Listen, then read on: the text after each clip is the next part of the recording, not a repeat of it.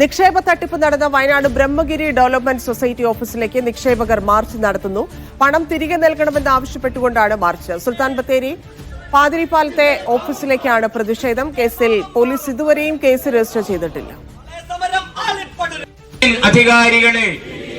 ഫൈസൽ നെടുമ്പാല ചേരുന്നു. ഫൈസൽ, ഇന്നും ഇന്നലെയും തുടങ്ങിയ പ്രതിഷേധമല്ല, ഇന്നിപ്പോൾ വളരെയധികം ആളുകൾ അങ്ങോട്ട് എത്തുകയും പ്രതിഷേധം രേഖപ്പെടുത്തുകയും ചെയ്യുന്നുണ്ട്. എങ്കിലും അനങ്ങുന്നില്ല പോലീസ് എന്നുള്ളതാണ്. ഈ വിഷയത്തിൽ എന്ത് നടപടിയെടുത്തു? അവിടെ നിക്ഷേപിച്ചിട്ടുള്ള CPM-ന്റെ തന്നെ അംഗമായിരുന്ന ആൾ പോലും പരാതി പറഞ്ഞ സാഹചര്യത്തിൽ കൂടിയാണല്ലോ ഇപ്പോൾ ഈ കേസുള്ളത്.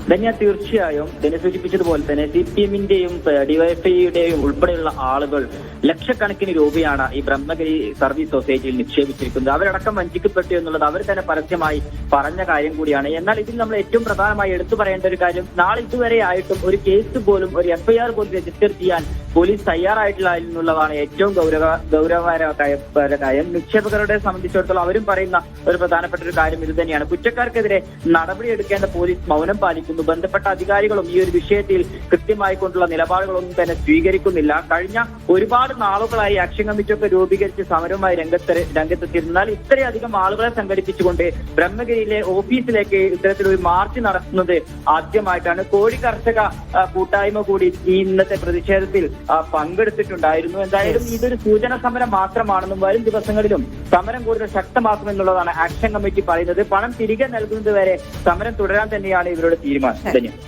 ശരി ഫൈസൽ.